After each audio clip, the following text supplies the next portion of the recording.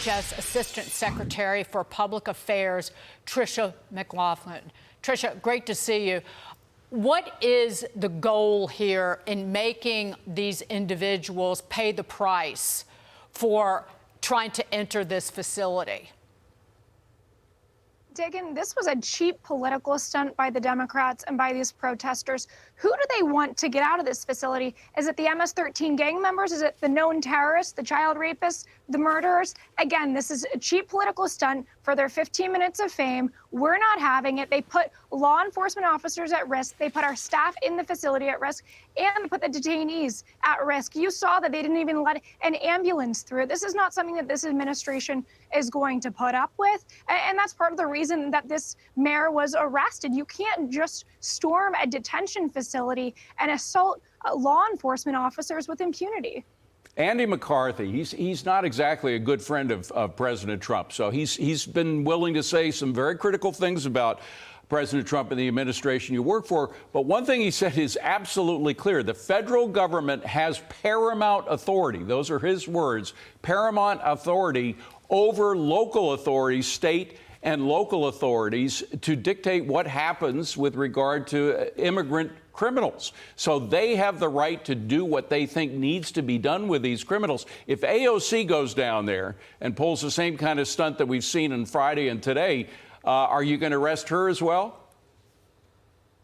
If she trespasses and if she assaults law enforcement officers, as we saw earlier, I think that that's certainly on the table. And as far as we've heard a lot of Democrats make the argument that they're just conducting oversight, congressional oversight. Well, we know that's baloney, because had they asked us, had they requested a tour, David, we would have happily facilitated that for them. As well, there are public guidelines that we have offered, including that they need to notify us 24 hours in advance if they would like a tour of a facility.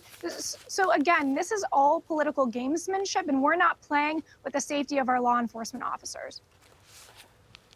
Juxtapose this political display where these Democrats, Tricia, are bunged up and angry about criminals, dangerous, violent, illegal aliens. That's who they're standing up for, when they never stood up for anybody harmed by the wide open border under President Biden and his cronies. And let's look at the border statistics. Another month of dramatically low border crossings, thanks to President Trump and all those who work for him. Down 93% from April of last year, border apprehensions per day. Down dramatically. Drug seizures are up 15% from March because, again, stopping the flow of fentanyl. That's what the Democrats do not care about and did not stop for 4 years. You've completely nailed it, Dagan. And actually, fentanyl seizures are up 54%, which is quite remarkable. And we know we're saving the lives of Americans each and every day. But the juxtaposition, as you noted, is so stark. Secretary Noem and President Trump are trying to get these terrorists, gang members, and vicious criminals off of American soil.